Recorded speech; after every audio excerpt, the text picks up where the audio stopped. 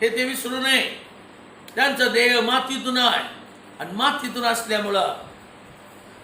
असल्यामुळं तो दुष्ट सैतान त्याला मातीवरचा विजय दिलेला आहे. सावध राहा. ज्यावेळेस आम्ही पाहतो की इस्रायलच्या स्तवनात बसणारा परमेश्वर देव पवित्र आहे. याकोबाला तो म्हणाला, तुझं नाव काय? याकोबानं त्याचं नाव कबूल केलं, मान्य केलं, स्वीकारलं आणि आपल्या मुखातून त्याची कबुली दर्शवली. सावध राहा.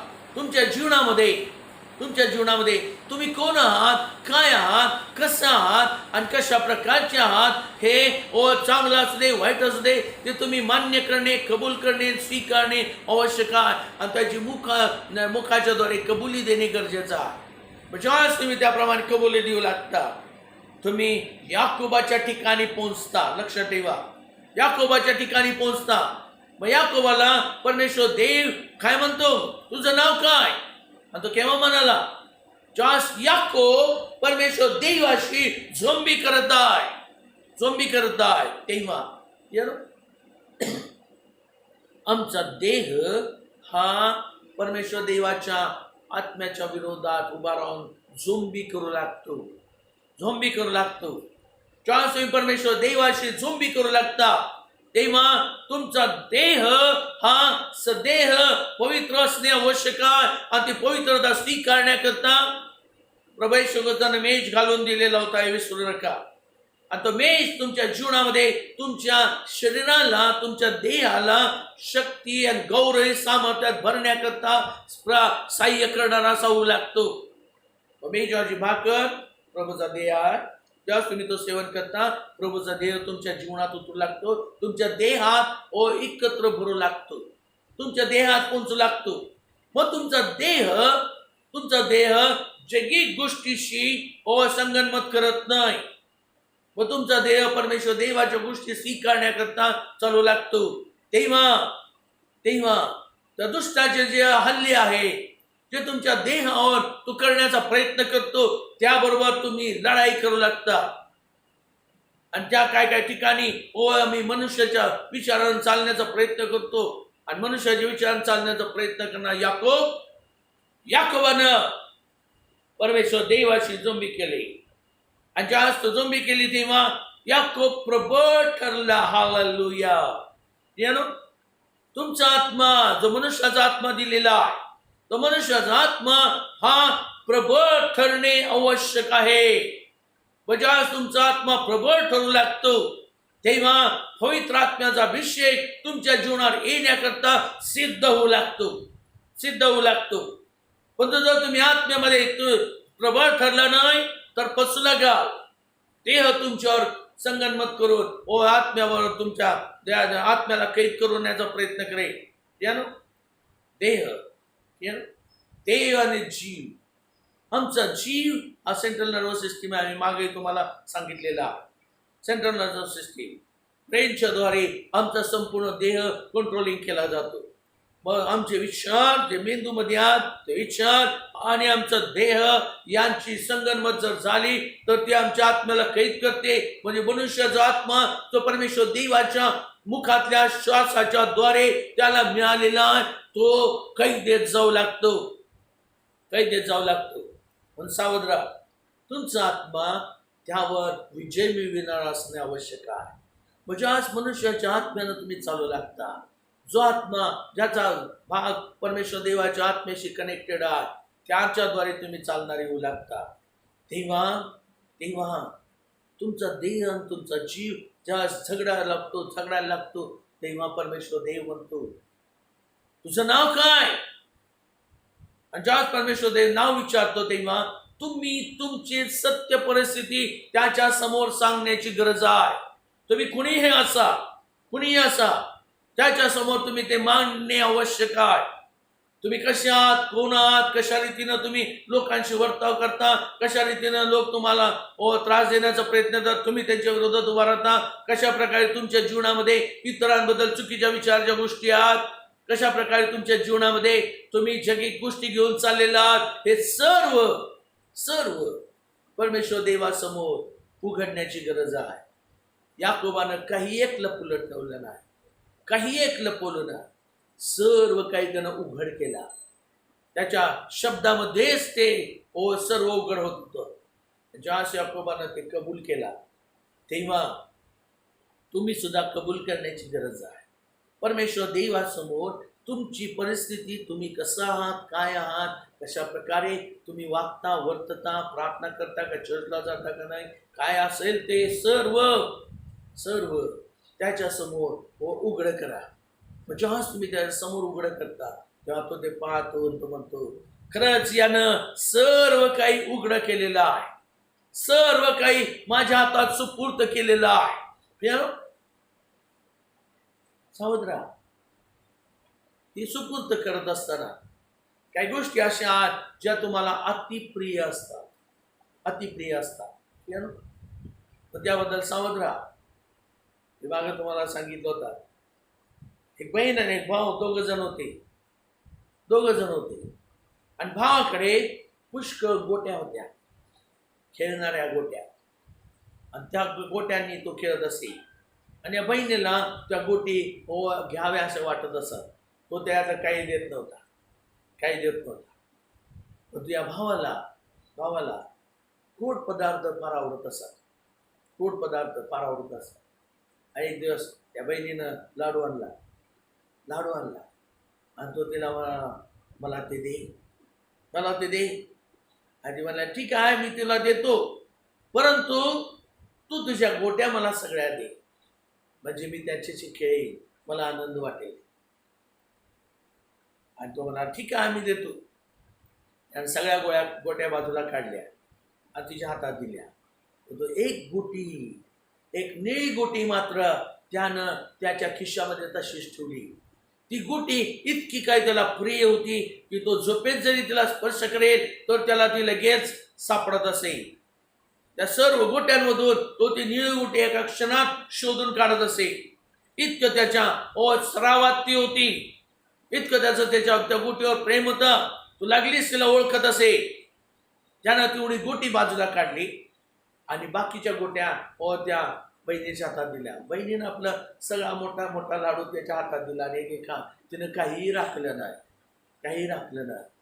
आणि ज्यावेळेस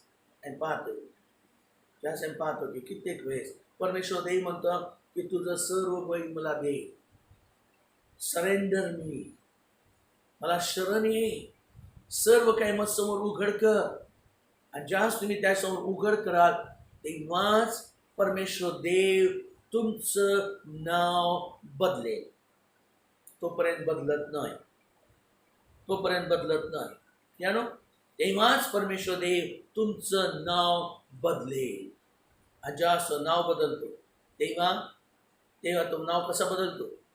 आणि बाजारा योहानाचं पुस्तक 1 अध्याय 13 वचन 12 वचन.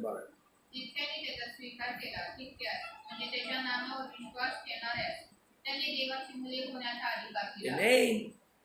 ज्यावेळेस परमेश्वर देवाच्या हातात तुम्ही पडता तेव्हा तो तुमचं नाव बदलतो. कसं नाव बदलतो? तुम्ही कोणाची मुलं आहात? ज्यावेळेस आमच्याकडे कोणी पाहतो आणि विचारतं तू कोणाचा मुलगा, तेव्हा मी काय सांगतो? माझ्या आई वडिलांचं नाव सांगतो. त्यांची ओळख मी सांगतो. मी त्यांचा मुलगा. ज्यावेळेस मी सर्वस्वी त्याच्या हातात समर्पित होतो, एक ही गोष्ट मी राखून ठेवत नाही. सावध काही लेकरांच्या जीवनामध्ये काय त्यांच्या सवयीच्या गोष्टी, काय त्यांच्या जीवनामध्ये अति प्रिय वाटणाऱ्या गोष्टी, जगाच्या गोष्टी, विचारच्या काही गोष्टी त्यांच्या जीवनामध्ये त्या निळ्या गोटीप्रमाणे आहे, त्या ते बाजूला काढून ठेवतात. आणि ज्यावेळेस ते बाजूला काढून ठेवतात तेव्हा ते पूर्ण सबमिशन झालेले नाही. पूर्ण काही त्यांनी आपलं सर्वस्वी त्या प्रभूच्या हातात सोपवलेलं नाही, सुपूर्त केलेलं नाही, उघड केलेलं नाही. त्याने एक गोष्ट राखून ठेवलेली आहे.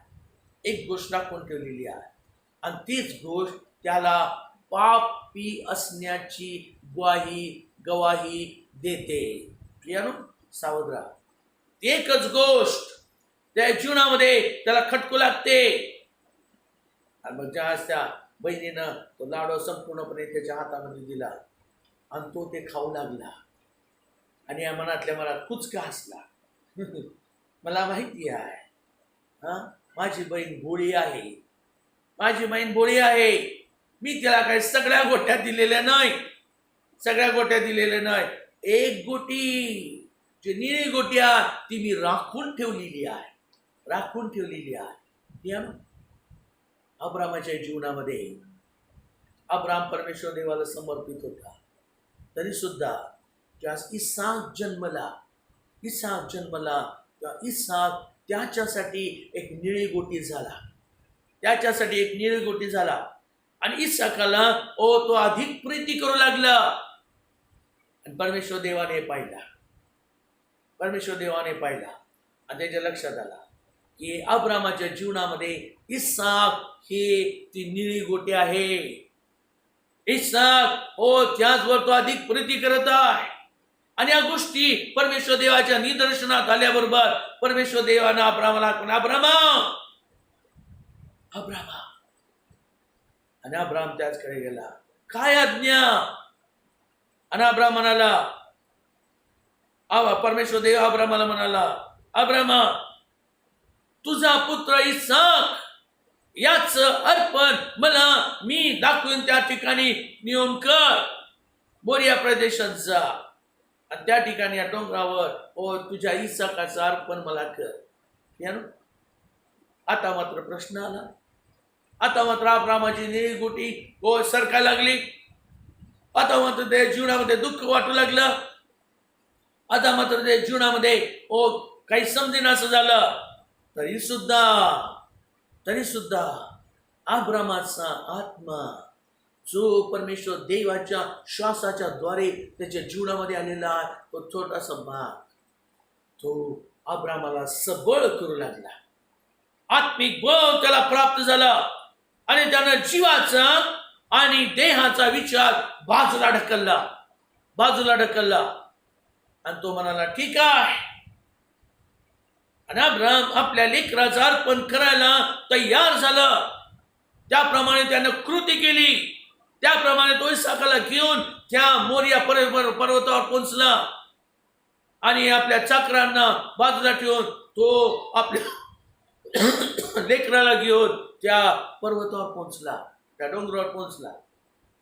आणि जेव्हा तो त्या मोरिया पर्वतावर पोहोचला तेव्हा जाताना इसाक सुद्धा विचारतो की बापा, लाकडे आहेत, विस्तव आहे, सुरा आहे, सगळं काही आहे, पण होम बलीसाठी कोकरू कुठं आहे? कोकरू कुठं आहे?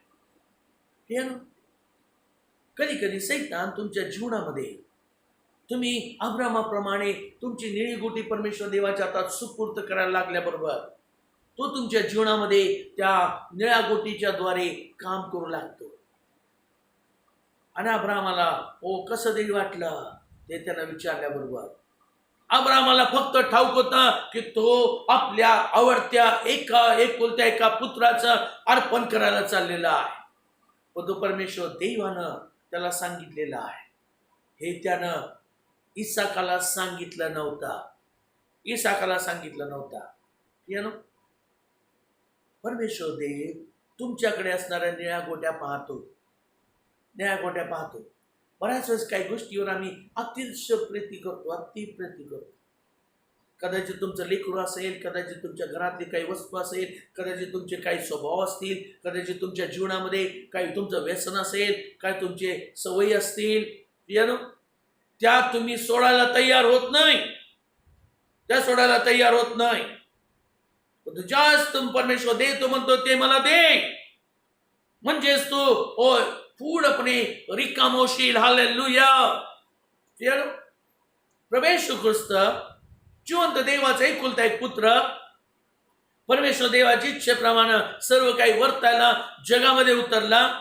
आणि तो उतरत असताना तो काय म्हणाला, पित्या, मी जगात जातो, ठीक आहे, पण तो तुझा पुत्र आहे, याचं सामर्थ्य, याचं सगळ्या काही गोष्टी माझ्या हातामध्ये असू दे, मी ते काय देत नाही. त्या जर मी काढल्या तर मी साधारण मनुष्यासारखा होईल, मग मला क्लेश होतील, यातना होतील, त्रास होईल, अनेक प्रकारे मला दुःख सहन करावं लागेल. आणि या गोष्टी मी कसं सहन करू? त्यानं आपले अधिकार आपल्या हातांमध्ये घेऊन तसेच तो उतरला नाही. सावध राहा, सावध राहा. यानं त्याला माहित होतं की तो जिवंत देवाचा एकुलता एक पुत्र आहे, पण तो सुद्धा अधिकार त्यानं काढून ठेवला. हालेलुया. पाजरा फिलिप्पियरास पत्र 2 अध्याय, फिलिप्पियरास पत्र 2 अध्याय 6व्या वचनापासून.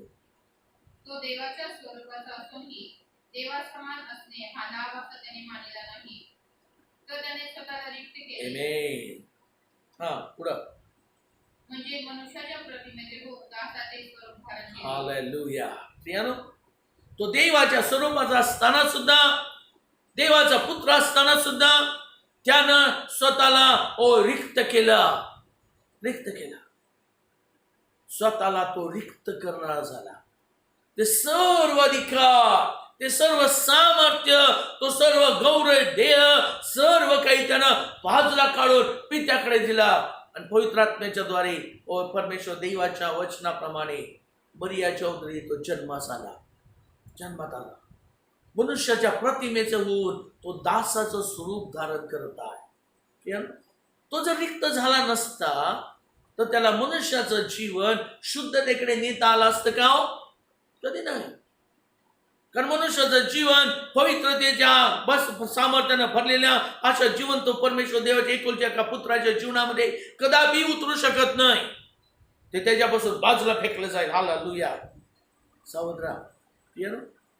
परमेश्वर देव सामर्थ्यशाली परमेश्वर देव. प्रभू गोस्तान स्वतःला रिक्त केला. तुम्ही सुद्धा स्वतःला रिक्त करणे गरजेचं आहे. ते निळ्या गोट्यात ठेवता कामा नये. ज्यावर तुमची प्रीती आहे ते तुमच्याजवळ असता कामा नये.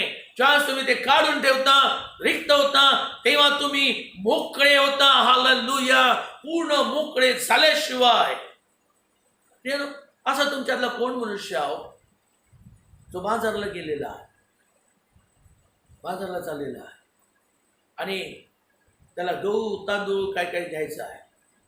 मग एका पिशवीमध्ये त्यानं गहू घेतला आणि गहू घेतल्यानंतर तो पुढे सरकला. त्याला तांदूळ घ्यायचा आहे. तर त्यानं काय करायला हवा आहे? दुसरी पिशवी वापरायला हवी आहे, दुसरी पिशवी. असा कोण मनुष्य जो म्हणतो की याच्यातच घाल, गहू आणि तांदूळ एकत्र राहू दे, काय फरक पडत नाही आम्हाला, कारण ते माझंच आहे, ते मीच खाणार आहे आणि तांदूळही मीच खाणार आहे. तो ते एकत्र करू शकतो का? नाही करू शकत. तुमचा दैहिक विचार, दैहिक बुद्धी आणि शरीराच्या अट्रॅक्शनच्या गोष्टी आणि शरीराला पापाकडे नेणाऱ्या त्या सैतानाच्या बंधनाच्या गोष्टी त्या तुमच्या जीवनात तुम्ही राखून पवित्रतेनं भरू शकत नाही. हालेलुया. तुम्ही देवाची मुले होऊ शकत नाही जोपर्यंत याकोब कबूल करत नव्हता की मी याकोब आहे, तोपर्यंत परमेश्वर देवानं त्याचं नाव बदललं नाही, त्याचं नाव बदललं नाही. याकोबाने कबूल केला. सर्व काही तो रिक्त झाला. त्याच्या निळ्या गोट्या सुद्धा त्यानं काढून ठेवल्या. प्रियानो, त्याचे दोष कितीतरी महान होते. आपल्या भावाला जर फसवला, पण त्यानं आपल्या वडिलांनाही फसवायचं कमी केलं नाही. प्रियानो, आणि बायबल तर सांगतं की तू आपल्या आई वडिलांचा सन्मान कर, त्यांना फसव म्हटलेलं नाही. जो आपल्या आई वडिलाला काय बोलतो किंवा दोष देतो तो दंडास पात्र आहे, दंडास पात्र आहे. मग तो दंडास पात्र आहे हे त्यानं लपवून ठेवलं नाही, तेही कबूल केलं. मी दंडास पात्र आहे, मी दंडास पात्र आहे. त्यानं स्वतःचे दोष कबूल केले. ज्यावेळेस तुमच्या जीवनामध्ये सुद्धा तुम्ही काही गोष्टीमध्ये दंडास पात्र आहात हे कबूल करता, तेव्हा परमेश्वर देव तुमच्याकडे आनंदानं पाहतो. हे लेकरू यानं सर्व काही मत समोर कबूल केलेलं आहे, सर्व काही मत समोर उघडं केलेलं आहे, निळ्या गोट्या ठेवल्या नाही. अब्रामाला तो म्हणाला ती निळी गोटी मला दे, ती निळी गोटी मला दे. तुझा अब्रामा संपूर्ण जीवन परमेश्वर देवाच्या मार्गातच चाललं होता. त्याच्यामध्ये त्याने काही कसूर केले नव्हते. तो यज्ञ अर्पण करत असे, ज्या ज्या गोष्टी करत असे, परमेश्वर देव सांगत असे ते करत असे. त्याने कुठलीही गोष्ट सुटली नाही. फक्त इसाकावर मात्र तो जास्ती प्रीती करू लागला आणि ती निळी गोटी त्यासाठी तयार झाली. केलं? तुम्ही प्रीतीनं प्रेमानं वागत असाल, प्रार्थना करत असाल, चर्चला जात असाल, उपवास करत असाल, दान धर्म करत असाल, दशमांश देत असाल आणि एवढं सर्व करत असताना सुद्धा काही निळ्या गोट्या जर तुमच्या जीवनात तशाच असतील तर तुमचं नाव बदललं जाणार नाही. तुमचं माझं नाव हे बदलल्याशिवाय आम्ही स्वर्गाच्या राज्यात पोहोचू शकत नाही. लक्षात ठेवा. ज्यावेळेस आम्ही त्याचा स्वीकार करतो, ज्यावेळेस आम्ही प्रवेश पुस्तकाला मान्य करतो, कबूल करतो, त्याच्यावर अवलंबून राहतो, त्याचा स्वीकार करतो, तेव्हा आमच्या निळ्या गोट्या आम्ही राहत ठेवत नाही. त्या निळ्या गोट्या आम्ही प्रभूच्या हवाली करतो. त्या निळ्या गोट्या आम्ही प्रभूच्या हवाली करतो. आणि ज्यावेळेस तुम्ही प्रभूच्या हवाली ते करता तेव्हा परमेश्वर देव तुमचं नाव बदलेल. परमेश्वर देव तुमचं नाव बदलेल. ज्यावेळेस त्या निळ्या गोट्या असणारा तो इसाक, अब्रामानं त्याला त्या लाकडावर हात बांधून ठेवला आणि तो सुरा उचलून तो त्याला मारणार. तेवढ्यात परमेश्वर देव म्हणला, अब्रामा थांब, तू आपला हात आपला हात मुलावर चालवू नको. हालेलुया. तुमच्या निळ्या गोट्या परमेश्वर देव स्वतःकडे ठेवून त्याप्रमाणे तो आनंद पावत नाही. तो तुम्हाला त्या परत करतो. लक्षात ठेवा. जर तुमच्या निळ्या गोट्या तुम्हाला आशीर्वादित होऊन परत हव्या असतील, जर तुमच्या निळ्या गोट्या तुम्हाला परमेश्वर देवाकडून आशीर्वादित होऊन परत मिळाव्या असं वाटत असेल तर त्या परमेश्वर देवाच्या हवाली करा. त्याच्या इच्छेनुसार प्रत्येक कृती करा जी कृती अब्रामाने केले. आणि तेव्हा परमेश्वर देवानं लगेच त्याला थांबवलं. थांब, तो तुम्हाला ती निळी गोटी परत केली. इसाक अब्रामाला पुन्हा परत मिळाला. आशीर्वादित झालेला इसाक मिळाला. परमेश्वर देवानं विजयशाली केलेला, परमेश्वर देवानं अधिक हास्य त्याच्या जीवनात आणणारा असा इसाक परमेश्वर देवानं अब्रामाच्या हवाली केला. त्या ठिकाणी अब्रामाला तो म्हणाला, मागं पहा. आणि त्यानं पाहिलं तर त्या ठिकाणी एक एरका त्याच्या दृष्टीस पडला, जो तुमचा माझा तारणारा प्रवेश पुस्तक याचं प्रतीक आहे. याचं प्रतीक आहे. तो एरका तो तुमच्या माझ्या दृष्टीस पडला. आम्ही पाहतोय अब्रामाच्या दृष्टीस पडला. परमेश्वर देव तुमच्या माझ्या जीवनामध्ये काही गोष्टी तुमच्या दृष्टीस पाडेल ज्याच्याद्वारे तुमच्या निळ्या गोट्या वाचवल्या जातील. हालेलुया. निळ्या गोट्या वाचवल्या जातील. अब्रामाला परमेश्वर देवानं इसाक परत दिला. निळी गोटी परमेश्वर देव तुम्हाला पुन्हा परत येईल अशासाठी की ती आशीर्वादित झालेली अशी होईल आणि तुमच्याकडे पुष्कळ निळ्या गोट्या तयार होते ज्या परमेश्वर देवाकडून आशीर्वादित झालेल्या आहेत. ज्याच्याकडे पाहिल्यावर तुम्ही परमेश्वर देवाचं गौरव करणारे व्हा तुमच्या जीवनामध्ये. म्हणून तर प्रभू काय म्हणाला, जर तुम्ही माझ्या आज्ञा पाळाल, जसा मी माझ्या पित्याच्या आज्ञेत राहतो आणि त्याच्या आज्ञा पाळतो, त्याप्रमाणे तुम्ही जर माझ्या आज्ञा पाळाल तर माझ्या प्रीतीत राहाल आणि मी तुम्हाला माझी शांती देईन. मी तुम्हाला माझा आनंद देईन. अशासाठी की तुमचा आनंद परिपूर्ण व्हावा. परमेश्वर देवानं आनंदानं इसाकाचं अर्पण होत असलेलं पाहिलं आणि ते त्यानं थांबवलं आणि इसाकाला त्यानं आशीर्वादित केलं. आणि अब्रामाचा आनंद त्याच्या जीवनामध्ये द्विगुणित झाला, पुन्हा परत प्राप्त झाला. इसाक त्याचा आनंदित करणारा असा झाला. तो आनंद कायम राहणारा झाला. तुमच्या निळ्या गोट्या परमेश्वर देव इतके आशीर्वादित करेल की तो आनंद तुमच्या जीवनामध्ये गगनात पावणार नाही इतका आनंद होऊ लागेल. तुमचा आनंद परिपूर्ण होत जाईल. त्या गोट्या तुम्हाला पुरून उडणाऱ्या दिसू लागतील. सर्वत्र तुम्हाला निळ्या गोट्या दिसतील. सर्वत्र तुम्हाला तुम्ही ज्याच्यावर प्रीती करता त्या सर्व प्रीती करणाऱ्या गोष्टी दिसू लागतील आणि परमेश्वर देवाचा तुम्ही धन्यवाद करणारे व्हाल. हे विश्वासणारे लोक आहेत. हे विश्वासणारे लोक आहेत. ज्यास अब्राम त्याला परमेश्वर देव त्याला म्हणतो, तुझं नाव काय? याकोबानं कबूल केला. निळ्या गोट्या राखल्या नाही. परमेश्वर देवानं त्याला बदलला. परमेश्वर देवाने त्याला म्हटलं की आजपासून तुला याकोब नव्हे तर इस्रायल म्हणतील. इस्रायल या शब्दाचा अर्थ आहे राजपुत्र. Praise the Lord. आजपासून तो याकोब नव्हे, इसाकाचा मुलगा नव्हे, तर इस्रायल राजपुत्र होशील.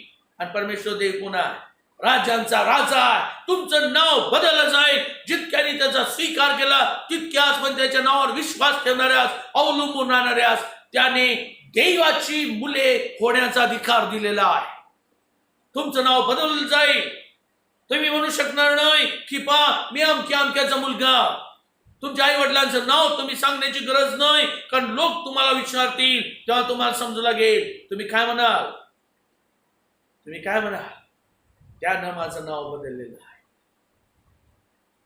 इसाक, याकोब, अब्राम यांच्या जीवनामध्ये परमेश्वर देवाने त्यांच्या सर्व निळागोट्या त्यांना आशीर्वादित करून दिल्या.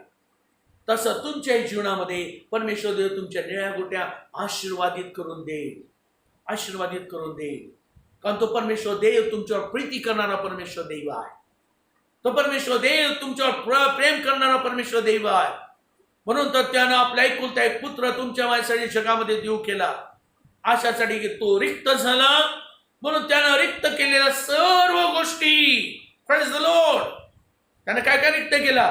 त्याच जिवंत देवाचा एकुलता एक पुत्र असणे, राजांचा राजा असणे, प्रभूंचा प्रभू असणे, सार्वकालिक जीवनाचा धनी असणे, सर्व प्रकारे प्रत्येक गोष्टीमध्ये पवित्रतेमध्ये असणारा, सर्व काही सृष्टी त्याच्या आधिपत्याखाली असणारा अधिकार, त्या सर्व गोष्टी त्यानं रिक्त केलेल्या आहेत.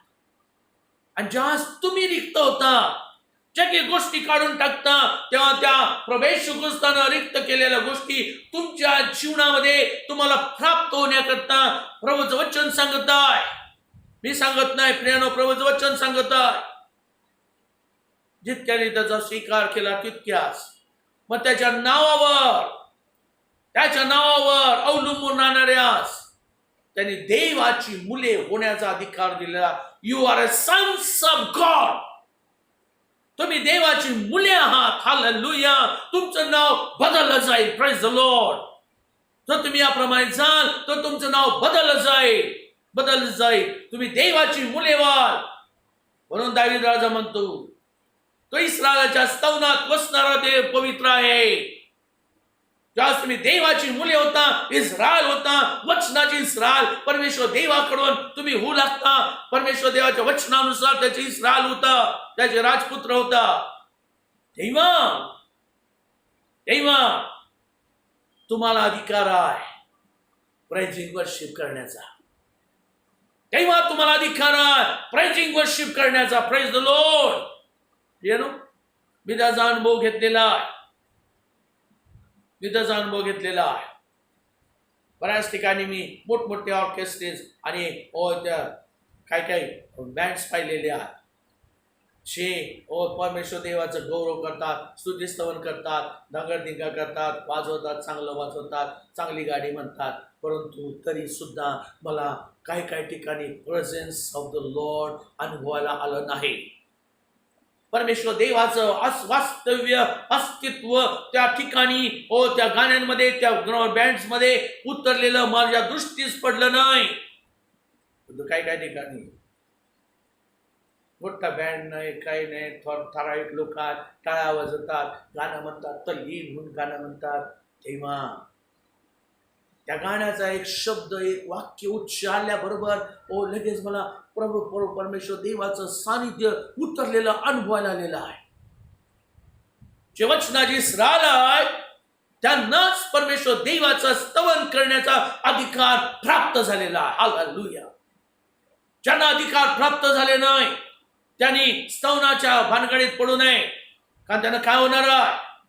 त्यानं तो दुष्ट सैतान तुमचा वापर करायला सुरुवात करेल. तो दुष्ट सैतान तुमचा वापर करायला सुरुवात करेल. ज्यावेळेस मी प्रभू मध्ये आलो, प्रभू म्हणाला चर्च कर, काही लोकांचं काही पुढे परमेश्वर देवाच्या सेवकांचं असं म्हणणं होतं की मी कुठंतरी चांगलं मोठं फंक्शन करावं आणि त्यामध्ये मग माझं चर्च अनाऊन्स करावं आणि मग मी ते चर्च सुरू करावं. पण तो प्रभू म्हणाला चर्च सुरू करा. म्हणलं ठीक आहे, मी काय कुणाला मोठेपणा दाखवत नाही किंवा मोठा शो करून मी चर्च करणार नाही.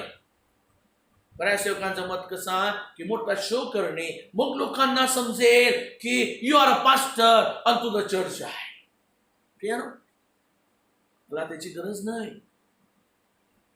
ज्यानं मला त्याचं मुलगा होण्याचा अधिकार दिलेला आहे त्याचं ऐकणे हे माझं कर्तव्य आहे. लागलीच नेक्स्ट संडेलाच लगेच चर्च सुरू केला. आणि काही देवाच्या सेवकांना ते आवडलं नाही. ते म्हणाले की आमची इच्छा होती की आम्ही तिथं यावं, मिटिंगला मीटिंग घ्यावी, त्या ठिकाणी प्रेझिंग वर्शिपसाठी काय टीम बोलवावी, काय बँड मागवावे आणि त्यांच्या प्रेझिंग वर्शिपमध्ये आणि लोकांच्या मोठ्या क्राऊडमध्ये तुझ्या चर्चचं आम्ही उद्घाटन करावं. हालेलुया. तुम्ही जे काय करता त्यामध्ये परमेश्वर देवाचा सहभाग असणे आवश्यक आहे. परमेश्वर देव जर तुम्हाला म्हणाला चला उठ चर्च सुरू कर, go and do it, don't stop. परमेश्वर देवाना अब्रामा इसाकाचा पण मला हवा आहे, उठ. अब्राम म्हणाला नाही, थांब मी माझ्या सगळ्या लोकांना एकत्र बोलवतो, एक मोठं फंक्शन करतो, मेजवानी करतो आणि त्या ठिकाणी नाच गाणी करतो आणि त्या सगळं त्या वाद्याच्या आवाजात, त्या नाच गाण्याच्या आवाजात मग मी आणि माझं लेकरू आम्ही त्या अर्पणासाठी बाहेर निघतो आणि परमेश्वर देवाची लेकरं आम्हाला आशीर्वादित करतील. नाही प्रियानो, तो तसाच उठला, मोठ्या पहाटे सुटला आणि त्यानं इसाकाला घेतला, 2 चाकर संगती घेतले, गाढव घेतला आणि त्यावर तो त्या मार्गाला लागला. सावध राहा. You must obey the word of Lord, not the word of man. Not the word of man. आणि ज्यावेळेस मी तसं चर्च सुरू केला तेव्हा मला त्याचा अनुभव बऱ्याच वेळ झालेला आहे. साधं गाणं म्हणायला सुरुवात केल्याबरोबर परमेश्वर देवाचं सानिध्य उतरत असे. सावध राहा. इस्रायलच्या स्तवनात जे आहे, जे इस्रायल आहे, जे वचनाची इस्रायल झालेली आहेत त्यांनाच स्तवन करण्याचा अधिकार आहे. जे वचनाची इस्रायल झालेले नाहीत ते जर स्तवन करू लागले तर काय होणार आहे?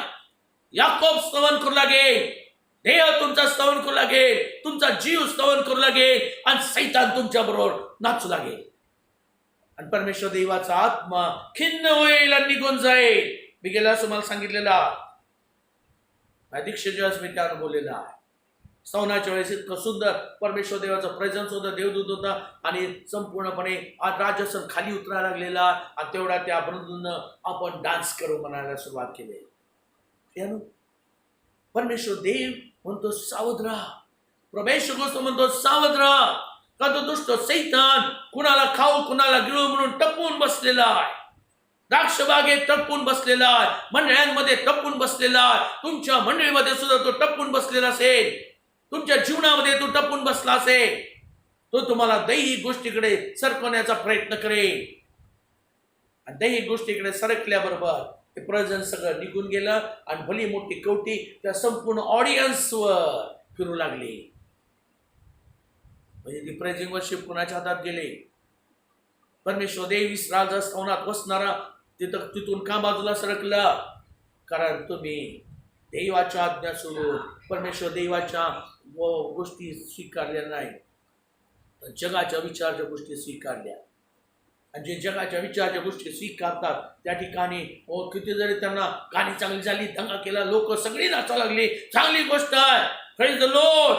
परंतु तिथं the presence of the Lord नसेल तर यू आर फॉल्स, तुम्ही खोटे आहात, तुमची प्रेझिंग वर्शिप खोटी आहे. And where there is a false praise and worship, false Christ will be there. आता false Christ कोण आहे? खोटा संदेष्ट, खोटा ख्रिस्त, सैताना त्याचे सदू लोक.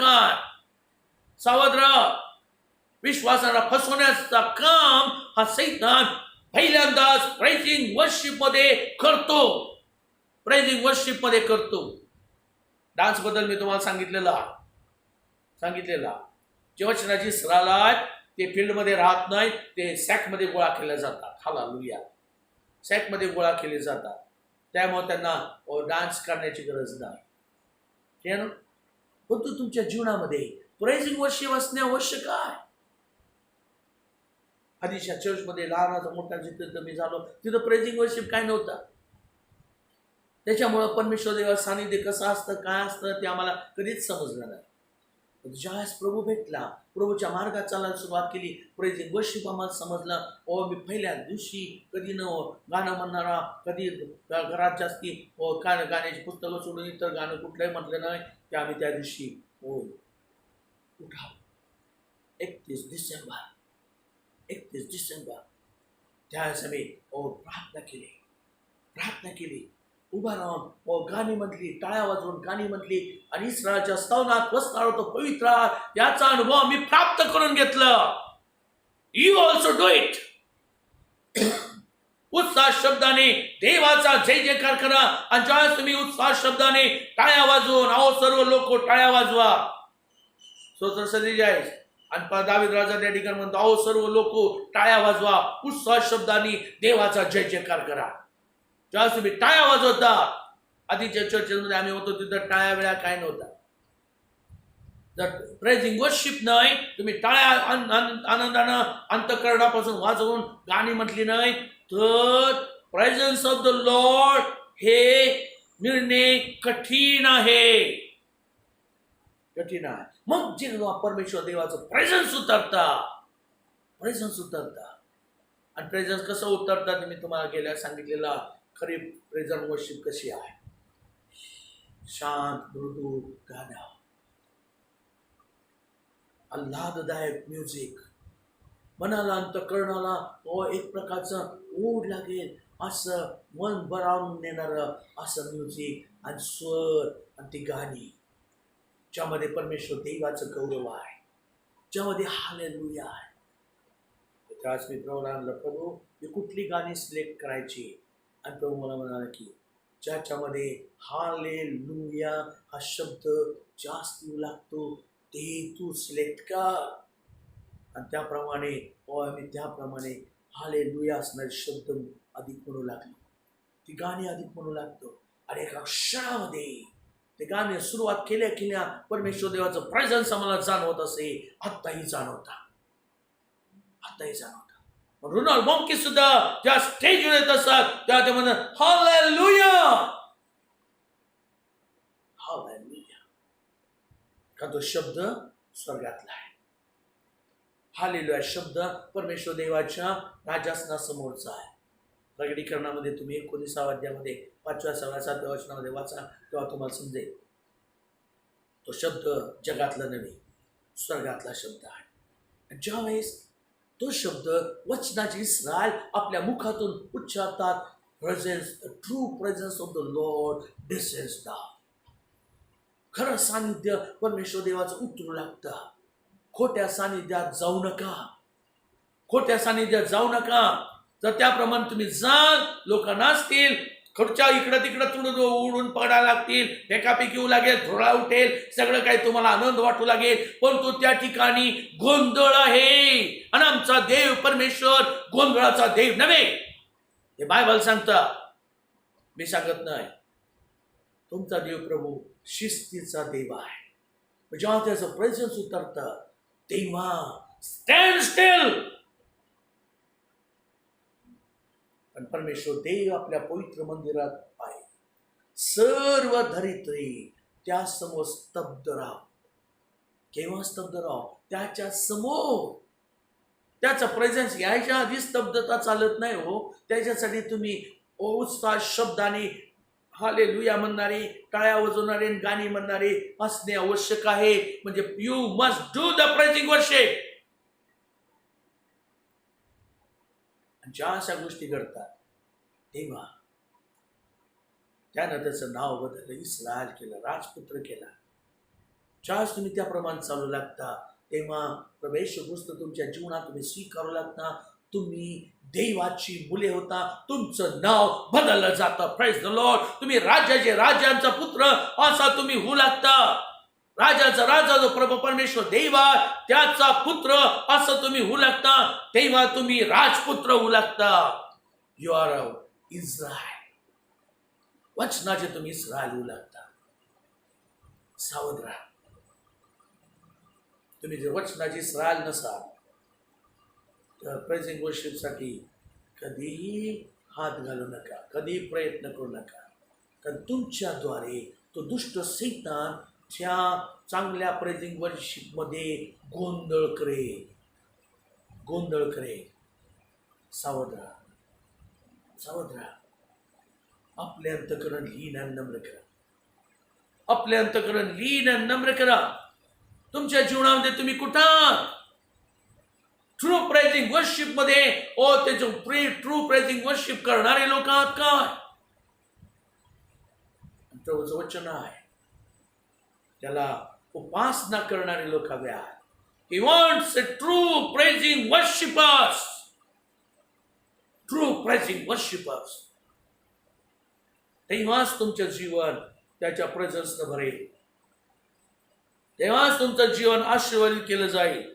तेव्हाच तुमच्या निळ्या गोट्या सुद्धा आशीर्वादित होतील. Praise the Lord. आपल्या अंतकरण लीन आणि नम्र करा. आपल्या अंतकरण लीन आणि नम्र करा. पूर्णपणे स्वतःला त्याच्या स्वाधीन करा. सर्व काही एकही गोष्ट शिल्लक ठेवू नका. प्रत्येक गोष्ट त्याच्या चरणाजवळ द्या. आणि मग प्रभू परमेश्वर देईल तुमचं नाव बदलेल. तुमचं नाव बदलेल. तुम्ही आई वडिलांचं नाव सांगणारे नव्हे तर लोक म्हणतील की देवाची लेकरा, देवाची मुले आहे. हे पाय ख्रिस्ती और ख्रिस्त यांच्यातून प्रगट होत आहे. हालेलुया. आपल्या अंतकरण लीन आणि नम्र करा. आपल्या त्याच कोणस्कान त्याच्या नाव धन्यवाद द्या. जे काही तुम्ही त्याचकडे मागाल तुम्हाला प्राप्त होईल. आरोग्य प्राप्त होईल. शक्ती, बल, सामर्थ्य प्राप्त होईल. प्रभूचा विजय तुमच्या जीवनात उतरेल. कोणती गोष्ट तुम्हाला अशक्य वाटणार नाही. सर्व तुमच्या समस्या, अडचणी, आर्थिक प्रश्न सुद्धा सोडवले जातील. आणि सामर्थ्यशाली आशीर्वाद आणि विजय तुम्हाला प्राप्त होईल. साह्य तुम्हाला येऊ लागेल. आपल्या त्याच कोणस्कान त्याच्या धन्यवाद. मी कोणतीही गोष्ट तुम्हाला देऊ शकत नाही. मी तुमच्यासारखाच मनुष्य. देण्यासमर्थ परमेश्वर पिता या ठिकाणी आहे. प्रवेश या ठिकाणी आहे. पवित्र आत्मा या ठिकाणी आहे. हे सर्व काही तुम्हाला देण्यासमर्थ आहे. ज्याचं वचन तुमच्या जीवनामध्ये कार्य करत आहे. तुम्ही ते अनेकांपर्यंत पोहोचवा. तुमच्या जीवनामध्ये जर तुम्हाला या मिनिस्ट्रीसाठी काही दान द्यावाचं वाटत असेल तर या जो काही फोन नंबर दिलेला आहे त्यावर कॉन्टॅक्ट करा.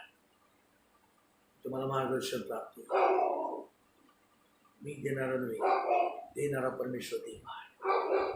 तो तुमचं सर्व काही जीवन आशीर्वादित विजयशाली कर. आपल्या त्याच त्याच्यावर धन्यवाद.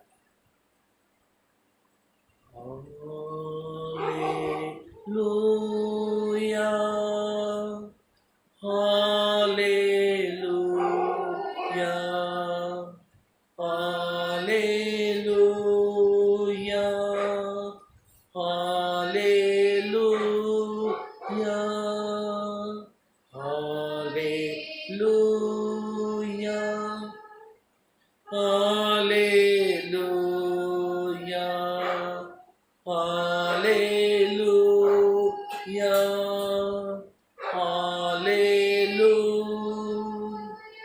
Hallelujah, hallelujah, hallelujah. अत्यंत थोर द्यावं सगळ्या तुझ्या नावाला स्तुती, सन्मान आणि गौरव देत आमच्या चरणाजवळ आलेला दया कर, कृपा कर. ही तुझे वचनाची स्नान आहे प्रभू. या प्रत्येकाचं जीवन तुला ठाऊक आहे. त्यांना लागणाऱ्या प्रत्येक गोष्टी ए शिक्षणात पूर्णपणे ना प्राप्त दे. तुझं सानिध्य त्यांच्या जीवनात उतरलेलं त्यांना अनुभवू दे. तुझा स्पर्श त्यांना अनुभवू दे. आणि प्रियाबा ज्या काही गोष्टी ते तुझकडे मागत आहे ती कोणतीही गोष्ट असू दे, आकाशाखाली पृथ्वीवर असणारी कोणतीही गोष्ट ए शिक्षणात पूर्णपणे त्यांना प्राप्त दे. आरोग्य प्राप्त होते, दृष्टांत प्राप्त होते, अन्य भाषा प्राप्त होते, आर्थिक साह्य त्यांना प्राप्त होते. आणि तुझा विषय प्रस्थापित करण्याकरता तुझं साह्य आम्हाला प्राप्त करून दे. आणि तुझा विजय प्रस्थापित करण्यात दे. दया करून कृपा कर. जे वचन प्रभू तू यांच्या पावलाकरता दिवाण यांच्या मार्गावर प्रकाश असं यांना दिलेला आहे, ते त्यांच्या जीवनामध्ये विजयशाली होत चालेल. त्यांच्या दृष्टीस पडू दे. कोणती गोष्ट त्यांना कमी पडू दे नको. असंपूर्ण परिसर तुझ्या हातावर देत आहे. पुष्कळ लोक तुझपासून दूर आहे, ते तुझकडे वळावून त्यांना तो सहाय्य कर. कुणाचा नाश होऊ नको प्रभू. हे संपूर्ण जग तू आपल्या हातामध्ये घे आणि संपूर्णपणे तो करोनाकडे काढून टाकलेले लोकांच्या दृष्टीस पडू दे. आणि पुन्हा चर्चेस पूर्ववत चालू झालेले आणि तुझी लेकरं परत तुझ्या सानिध्यात आडिक आलेली आणि पराक्रमानं प्रभूची जिवंत वधू लोकांना विधित झालेली करण्यात येऊ दे. दया करून कृपा कर. तुझ्या महादेव लाभांना धन्यवाद दे. आरोग्याबद्दल मुक्त देव स्तुती सन्मान मान मेहमान गौरव दे. सायाबद्दल आभार म्हणा. तारणारा प्रवेश गोसाच्या माग तुम्ही दे. आमेन. हे आमच्या सर्वातील बापा, तुझं नाम पवित्र मानले जावं. तुझं राज्य जसं स्वर्गात तसं पृथ्वीवरही तुझ्या इच्छेप्रमाणे हो. आमची रोजची भाकर जमास दे. आणि जसं आम्ही आपलं न्याय सोडून सोडल्या तसं तो आमची न्याय सोड. आणि आम्हाला परीक्षेत आणू नको, पण आम्हाला वाईटापासून सोडू. कारण की राज्य सामर्थ्य आणि गौरव सर्व काळ तुझा आहे. आमेन. आणि दैवापाची प्रीती प्रवेश गोष्टाची कृपा पवित्र आत्मे सहभागिता आणि प्रभूपासून प्राप्त पराक्रम आणि सामर्थ्याची विजय तुम्हाला सर्वांबरोबर देवाच्या सर्व प्रिय लेकरांबरोबर आतापासून प्रवेश येईपर्यंत सदा सुद्धा या शिक्षणामध्ये पूर्णपणे कायम राखण्यात दे. आमेन. आमेन.